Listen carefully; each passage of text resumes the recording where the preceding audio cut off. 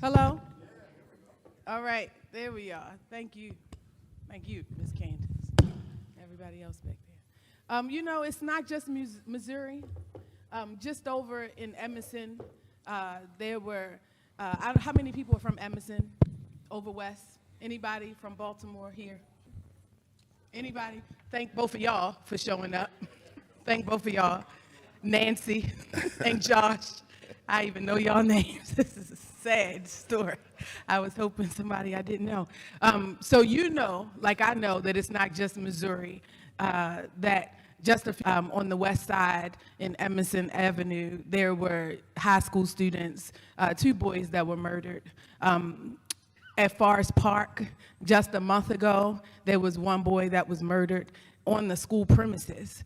And so when you ask me what I feel about what's happening in other regions and how that relates to what's happening here in Baltimore, what I'm seeing is different manifestations of the same trauma. Yep. And it's happening across generation, and we have to ask ourselves what is different. Yep. And I think it reminds me of what you mentioned on the climate radio on your station, that we're no longer asking for equality. Now we're asking for the right to live. We're facing extinction. That's right. Black boys, especially, they're on an endangered species list. At least they should be.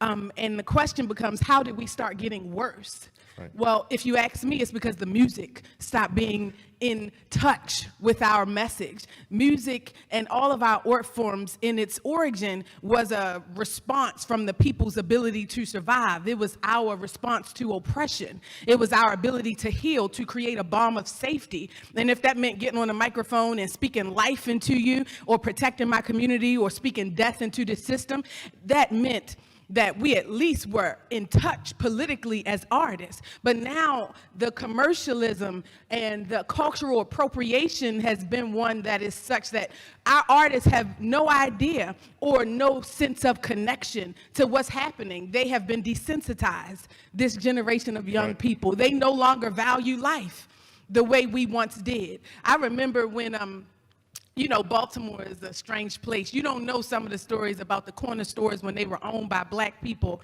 but you hear the stories still from your grandparents and your mother. And my mother would tell me, on Emerson Avenue off Cranston, you would go and for 5 cents, you could get an onion pickle, you could get 5 slices of bologna, you could get Chico stick and some penny candy. And she would tell me how her community felt safe, that even if she was home alone because my grandmother had to work because she was a single mother, that even if she, didn't have an auntie or a sister, the neighbor next door would make sure that she was home on time, would knock and make sure that she did her homework, and never was there an opportunity for her to feel unsafe in her own neighborhood. But I'm telling you, young people, they feel unsafe. They don't trust us. There's a book, Why Our Young People Hate Us. And the truth is because we've been unable to protect them. And I think that is the reason why hip hop has gone astray. I think that is the reason why our young people are dying in the streets. We have forsaken them. And the music is an example of why and how. That's powerful. Give it up, y'all, on that. It's just the truth. It is truth. It's 100%. And one thing that is said there is that when the movement is strong, the music is strong. Yeah. But when the movement is weak, the music is weak. So there's a direct connection there for our role in this too as a movement. This is going to be a unique conversation. It's going to be, we're hip hop, we're artists and influencers and artists. And first I want to say, Kim, you look wonderful. Thank you. I had to put on my fro for the panel discussion. And so that's first thing. And then the second thing is that, we want to make sure and bring in voices. I am the president of the entire hip hop caucus. I always want to say that. Doesn't mean who I like working with. I like working with artists who make my job easier. Obviously, Dr. Daniels, that's one thing that I love. I love to work with artists and artivists like Sister Kim, and artivists like the Siri X and Common and many others. They make my job much easier.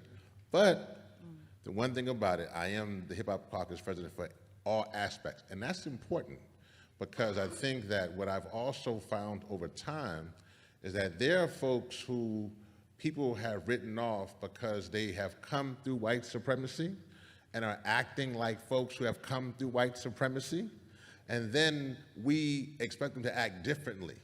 But we see that when they come through that and they come up in these kind of settings and they see these kind of settings, now because I know that folks are tweeting and putting this on Instagram, then this has an impact. That's what we have seen. So this conversation will be one, our next kind of discussion will be on democracy, because the one thing here, and we're going to kind of go to the video screens to kind of do a quick showing on some artists talking about that. So it's kind of like an interactive panel. But I do want to say this. So this question, after the montage, I'm going to come to you, after the video, I'm going to come to you, Kim, and this is the question. Really, it's around, my hat is around says Stop Cop City. And that's an uprising that's happening right now in Atlanta, Georgia. And I bring that up not to get, we can get deep into that because a lot of things we should talk about, but I really want to talk about the leadership. Is that what we're seeing, particularly from hip hop, and the discussion is we are electing black city councils. We are electing black mayors. But sometimes we're not seeing the impact from that democracy. And so I'm gonna come to Kim just to let her think about that, but let's go to the video. This shows something. The Hip Hop Caucus is obviously trying to work with artists to make sure they can encourage people to be a part of democracy. But let's get to the next step, what we had to do to keep those politicians accountable. Video montage, please.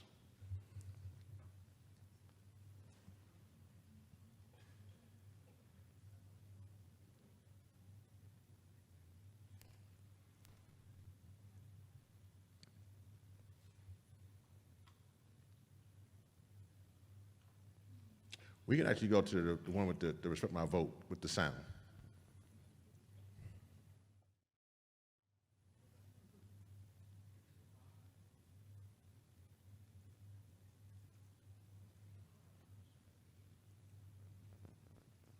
Yeah, so they're saying they want to get that.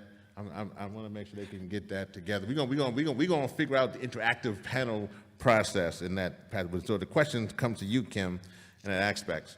We know the importance of democracy. We know the importance, or you can figure out if for you, your thing was on voting. If you want to discuss that, but the question is, after people are elected, they say one thing in the streets, and then say something different in the suites. So how do we in hip hop keep them accountable? That's such a heavy question. There's so many different layers.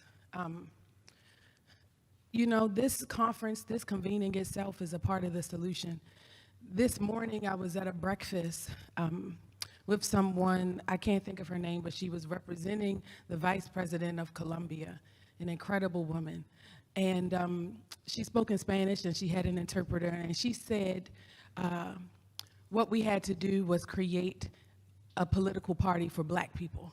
That it didn't matter if he was Democratic, it didn't matter if he was Republican. In Colombia, once we decided to create a black people party, that's how we got the vice presidency. That's how we began to assert our power. And so to me, she's even in a different situation than we are because they're the majority in their country. We are not. Black and brown people maybe collectively, but I feel like we have some issues that are a little different, even though we have a lot in common. Is the video ready? I think, Okay. I think they gave us either a real nice, down, comfortable setting with the lights down, but I think, or the video's right. My 90-year-old grandmother, she lived through Jim Crow. She's still alive. She can hear, she can see, she walks, she still drives. I know that Dr. Maxine Ankara from Uganda is here. She's 89. She's still organizing conferences and still a part of the struggle for our liberation. And you know what? I respect that because they were water hosed in order to receive the right to vote. So if you ask me, do I vote? Yes, I vote. Do I encourage teaching artists within the Teaching Artists Institute to vote? Sure. But our issues are so much deeper, right? Because even though I vote to respect my grandmother's wishes, understanding that she has given her blood, sweat, and tears to this place in the world, Turtle Island, understand that we are stolen people on a stolen land. And that foundational contradiction will plague us until we properly address it. And I think, you said earlier that you're the head of the hip hop caucus. And that was a holistic role, and it reminds me of the utility of artists and community function. In the African worldview, the artist is not just the hired help. They are like a part of community function. The griot is like a hip-hop artist, like an MC. They hold the history of the village. They teach the children to understand their identity and remind them of their lineage. Very important role. It wasn't like Hollywood. It wasn't like, the beat on the track that we just enjoy so much. It was a very important role. And the drummer, right? We'll talk about that in our sessions tomorrow. A very important role. We love that beat. Whether you're in church on Sunday morning or the club on Friday night, you love that beat of that drum. We are the rhythm people, hands down. But in the African worldview, the drum had a very specific focus. It helped us to acknowledge ancestors as they transition into the ancestral realm from eldership, new life when babies were born, maybe just communication systems like drums when there was war. We talked about that on the show. Listen, it's time to get ready. Everybody get ready. This is the cadence we play for that. And I think that we have forgotten the utility of the artist class. You said you understand that utility. And so, Most definitely. I think this is the right crowd. I'm going to go ahead and say this is a sinking ship. We have been prisoners at the bottom and the bowels of this ship since we landed on these shores. And until we recognize that when this ship sinks, we'll be the first to drown if we remain imprisoned at the bottom of this sinking ship. This is why we can't connect to the young people, because they don't know exactly what's wrong, but they know when they walk into those classrooms and they see teachers from Teach for America that don't look like them, that aren't culturally competent, that would never teach them to the cultural competence that they can connect with. They understand that we're in this sinking ship. They can't articulate it, but they understand and they feel it. And so my thing is, when we watch Brazil and Russia and China and India and South Africa begin to trade in their own currency, and we know that we're in debt to China, that China is the largest bill collector, more than the IMF, more than, the World Bank. China is the biggest debt, and we are most in debt here. No country in Africa owes more than the U.S., right? And so the question is, what is our strength? What keeps the U.S. going? What keeps the U.S. going is the dollar, because people are trading in the U.S. dollar. The dollar is the standard. And if we no longer have that as the standard, what will be our leverage around the world? We are sinking, and black people are at the bottom of this ship, and we will drown first. And so when you ask us, do we vote? How do we feel about the role of artists in this democracy? My job, because I'm more than just a singer too, I work with the Teaching Artists Institute in 8 countries around the world, and I'm looking for our escape boat. I'm looking for our life raft. I'm trying to figure out where black people are going, because this ship is sinking. And it doesn't mean that we can't find liberated zones. We understand that we're behind enemy lines. We still can learn from Cuba. We still can learn from Grenada, because they created those liberated zones and they still educated their babies. And their babies didn't feel this constant sense of fight or flight because they were behind a liberated zone. So our work is a double work, as it has always been. And that's okay, because we have the potential, because we have the stamina. Our ancestors have done this and more. So we have to work on both fronts. We have to build the liberated zone in the regions where we are, build those safe places where we are doing our own policing in our communities, where we're doing our own education. We don't need officers to give out stopping tickets. What are you doing giving out tickets? We can give out our own tickets if there's somebody in our community that's violating the speed limit. We can protect us. We can educate us. We can feed us. And we need to focus on that. And artists need to be the bullhorn of truth. They need to take that microphone and civic engagement. That's what they need. They need to keep the people's attention long enough to educate them, because our people are disconnected. They've been programmed to death. They no longer believe in this system. So T.I. got to get on the mic to tell you to care about the trash being taken out on your own front lawn, it's local artists right there in Baltimore that can do that job. So our artists need to be our bullhorn of truth. And so whether you vote or not, your local election is going to determine whether your trash get taken out. Who cares who the next president is if you got rats running through your alley because your trash ain't been taken out? So we need to use artists as that microphone to make sure the people stay aware of what's happening and remind them that we're in a liberated zone and this has never been our home and nor should it be our permanent place. Come on now. Truth. I'm sorry if that's too much, but I'm No, that's not too. No, it's not. No, it's not too much. It was right on time, and I wanna come back, and because I'm loving this conversation, because I'm glad we showed that video. I think we have another one just like it. I want to come to that in a second, but I really want to make sure I show that video because a lot of folks, where I'm going to go with this conversation, may be like, oh man, y'all not really with democracy, y'all not with that. So I want to be like, nah, we hip hop caucus and hip hop artists, we getting out the vote, we doing that. So I want to make sure that people in that aspect. But now I want to go a little deeper because I think this is where we are. Because I think that Kim, you said that's very important. So where do we go from here, right? And this is a sinking ship. The question really is this though. And this is really something here that I think that in tomorrow's conversations, we'll get deeper into it. But I do want to kind of tee it up here. And that's this. The system, particularly of those who are in the civil rights movement, were in a situation where that was the go-to. It was to get out the vote. And I'm with that. I think that's okay, because we showed you. We registered 32,000 people in one day. So we with you on that. But the problem that I'm saying that for the hip-hop generation, for the next generation, is that there seems to be a lack of accountability and measurability when it comes to black politicians. And what I'm saying here is that how do we, listen, we work with the Congressional Black Caucus, but there are folks who will say that, man, the Congressional Black Caucus sometimes, misses the mark when they feel like more like the corporate Black Caucus. And so how do we in a position work? Let me be very clear, I want our institutions that we have to succeed. I want our communities to do well. But the problem is that with democracy in this conversation is that if people are in these positions and they're forgetting about their community, only to give lip service, that's the reason why people don't understand the importance of this convening. Because this convening is so far up here, which is an amazing thing for us to have this conversation, but where is the political education on a daily basis that leverages out so folks can engage this conversation? Y'all hear what I'm saying?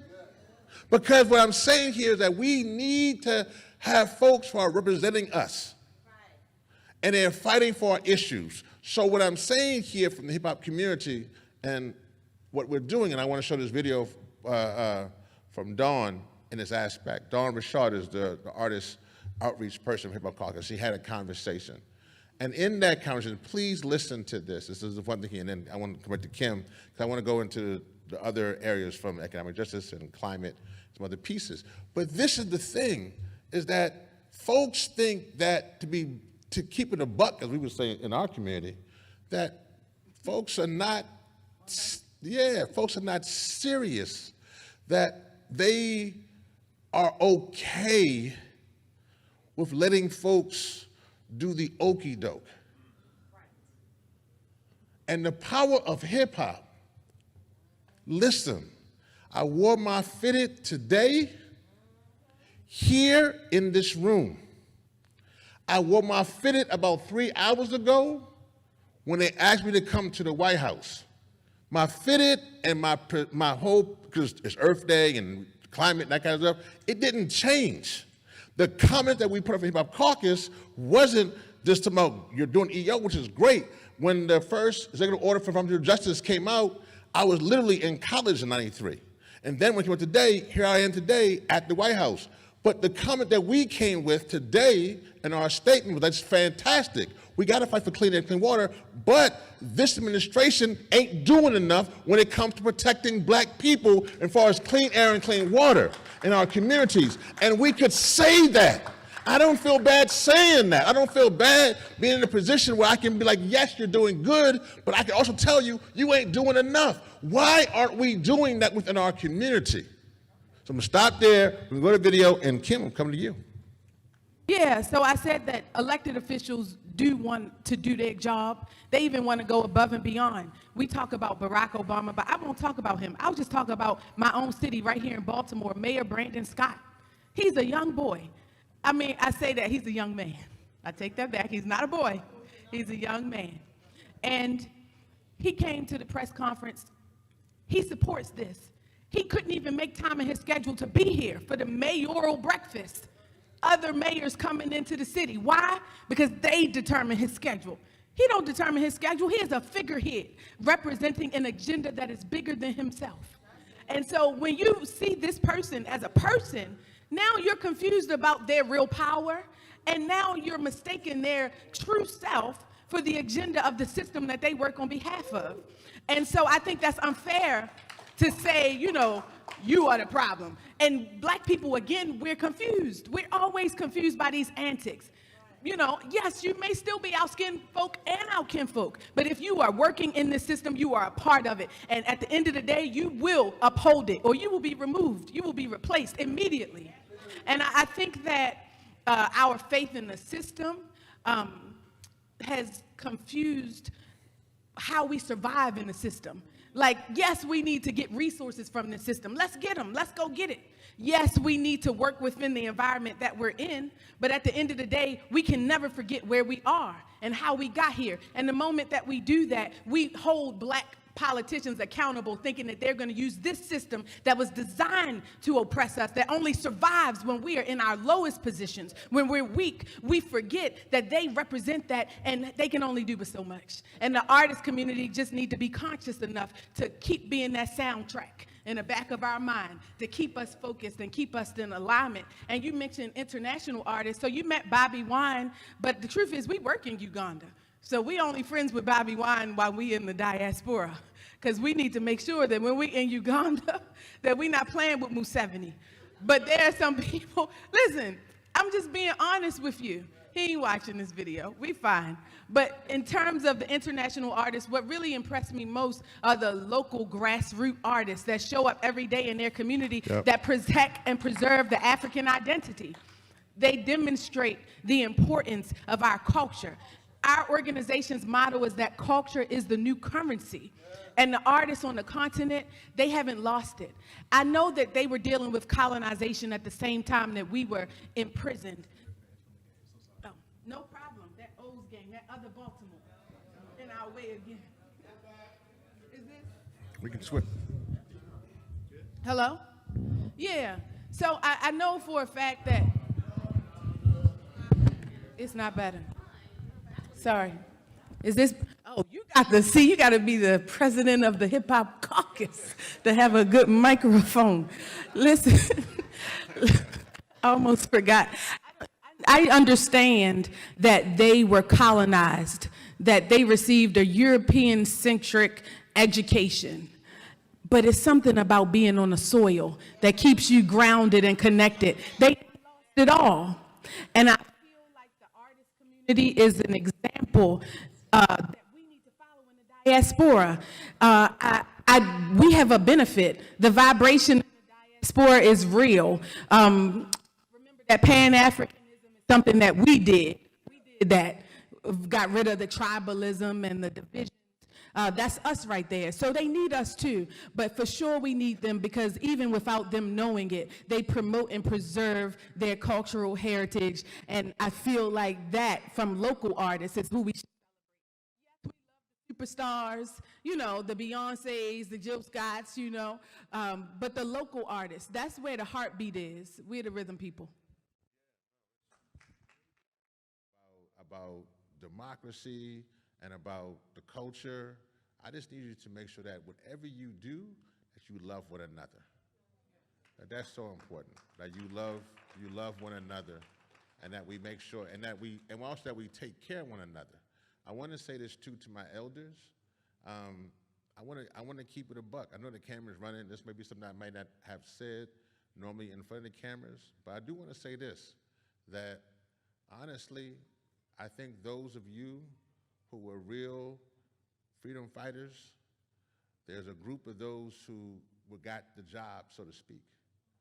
And there's a lot of our amazing freedom fighters who are either still in prison, they're still exiled, or they can't afford their mortgage or their rent or their health care. And so we as a younger movement in hip hop, we gotta try our best to do that. At the same time, I'm asking a lot of folks in this movement, have become bitter and jaded and cynical. I just need you to just make sure that you kind of figure out how you can understand that you're dealing with a generation that's not the generation that was born when you were around. And so I just need you to understand that there's a difference in generation. We need to work together as in general aspects, but we're different. So I just want to make sure bring those things as we kind of close up. I'm gonna make sure this last piece here is around the climate. We're talking about climate and clean air and clean water. That's an important thing. I want to make sure that you know that from our standpoint in Hip Hop Caucus, that we're clear though, that that the poisoning of our people is not by accident.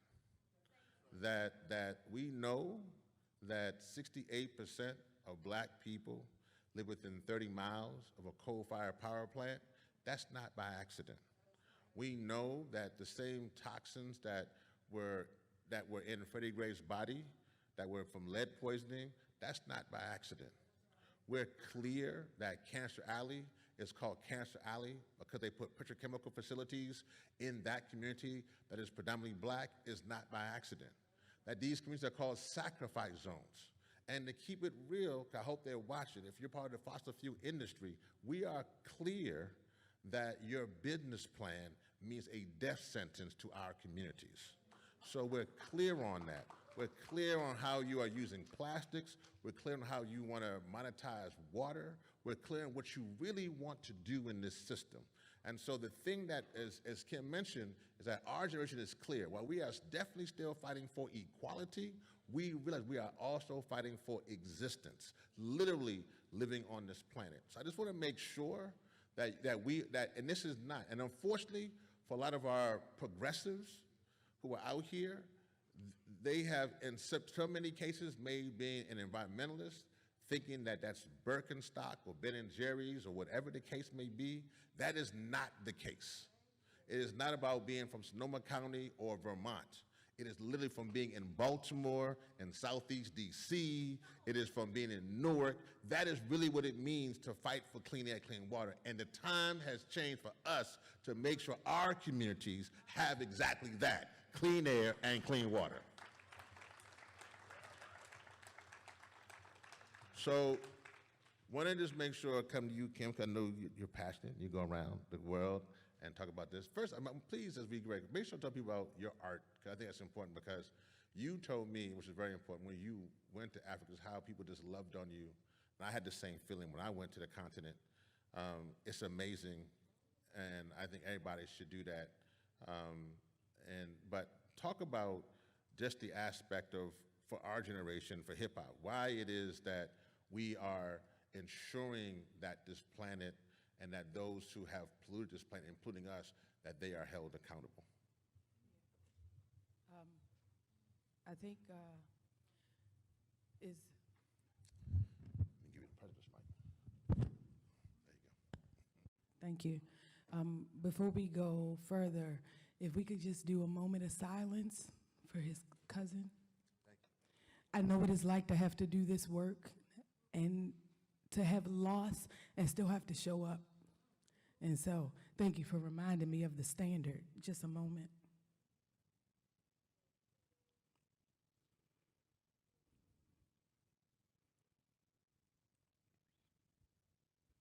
Thank you. Listen, we are the quintessential human being, black people. We created culture, civilization. That's not just something that's ancient history, it's now We have to understand our responsibility to up life. We have to make sure that as the quintessential human being is the standard. Too many of us are gone before their time, and the continent reminds me of that. So you asked me to talk about my art. I don't know, you got threw me off a little bit. You know, I be spit fire, I be ready. You got me. Wake up, everybody. No more sleeping in bed. No more backwards thinking. Time for thinking ahead. The world has changed so very much from what it used to be.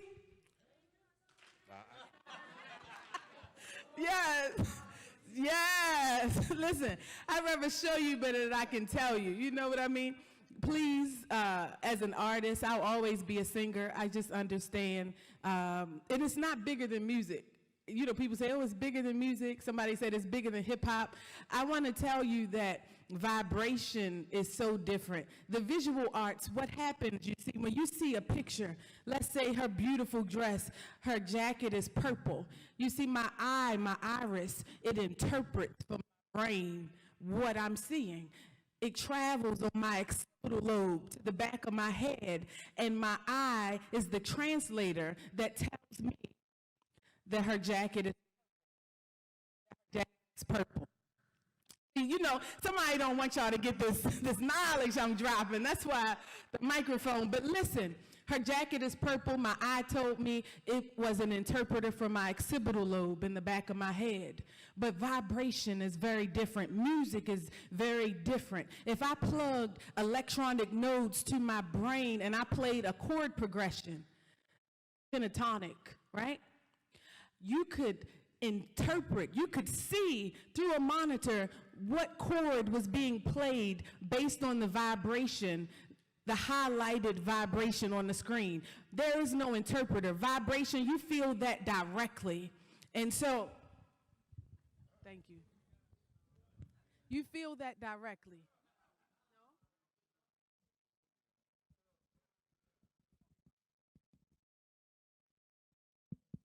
Testing.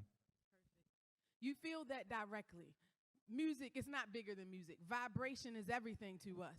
That frequency that we radiate, it is essential to our health, our wellness, our balance. And so I say that to say, as an artist, you know, I feel a little bit, I throw around a little bit of swag because I'm a singer. I wield vibration. So those of us that have the ability to use their words, understand the power in that. Speak life. Your vibration literally shifts the atmosphere. God said, let there be light. And there was the vibration in the voice. You have that same power. We were on the radio and he said, I'm not really an artist like that. And I said, stop that nonsense. We are all artists. And when you create, it activates the divinity in you. Your ideas, the inception of them, that is art. And in the Teaching Artists Institute, we understand that creativity is foundational. When we are in alignment with our culture, we remember that. And we stop saying things like, you're an artist, you're art. We're all artists, and we all have the ability to create. So, I like it, maybe I enjoy it, but I want to remind you of that today, if nothing else. I really hope that you guys come to our sessions on Saturday. If you are a presenter at our session on Saturday, could you just stand? Clap for them, because it's bigger than me. I won't even be saying much. So we've got 2 in the room, 1, 3. So that's Miss Faustine Amara Owume out of Detroit. She runs Hip Hop in the Park. She's bridging those gaps between the U.S. and the diaspora by her birthright, her daddy Nigerian, but also because she decided to work in Senegal, Hip Hop in the Park. Those are the kind of international connections that we need, using that art to tie us up, right? Then we have Mama Ade Olomo. I sit at her feet. learning from her more and more each day. She's a theater artist out of Cleveland, Ohio. She's a mother and a grandmother of 16 grandbabies. She loses track of the great-grands, but she's 70. I hope you don't mind me telling them because she doesn't look a day over 50. Can you imagine that black don't crack? Mama Ade is our Thai elder, and she's doing a tour to Tanzania. Shout her out, just in case you're interested. Then we have our Baba over here, David Tavares. He told me call him Minister Server, right? Because he's in service to our people. The Hip-Hop Declaration of Peace. He's been doing that work. I mean, we're celebrating 50 years in hip-hop, and some of us have been around since it started. I look to you. I sit at your feet, and I feel connected. I'm still learning, and I look forward to what I can learn from you. Next up, we have Baba Kamal, all the way from Seattle, Washington. He understands vibration. Listen, they flew in. I'm talking about Atlanta, Seattle, Cleveland, Detroit. They care about this topic. They spent their own money to get here, and I just want to thank you guys for being a part of our sessions. Clap one more time, because they're with us. Good. That's it. So we closing out. I want to thank you. Make sure you come tomorrow for our session. Oh, yeah. Before we close out, Baba Hakiami, the president of our organization. Clap. He's going to come. Because we want y'all to know we don't have enough time to make sure, and we know some people are going home. Some people will choose what they call more important topics, reparations, black gun violence in the community. They're not going to take art seriously because that's not serious. That's for the artists. That's the conversation down the hall if you have time. But I want y'all to know that these sessions are deep. We understand art for social transformation, art's integration into community across sector. We understand that once we come into cultural alignment and we can agree on one ideology, all of our institutions will be effective. So we just want to read through the sessions quickly. I don't want to take too much of your time. Thank you. Give us a strong black hand. And give this brother, Reverend Yearwood, a strong black hand. What y'all don't know about Kim, she worked for 2 senators in the state of Maryland. So well, I'm giving you props, sis, publicly if I didn't do it before. So especially on the topic that you're speaking on. And let me just acknowledge an elder, an esteemed elder in the room, Dr. Leonard Jeffries. Give him a strong black hand. Give him a strong black hand. All right. Thank you, and to your mother. That's right. That's right.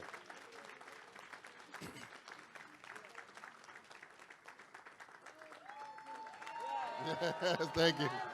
Alhamdulillah. Yes, Chuck D said, Africa, rap, hip hop is the future in Africa, and so.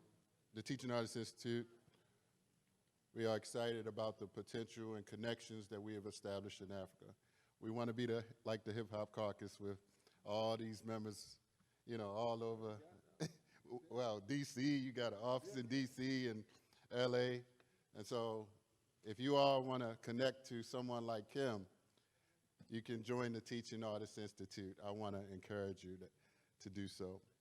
But I'm going to read through the schedule, because we want you all to know we put a lot into today, the 50th year of hip-hop.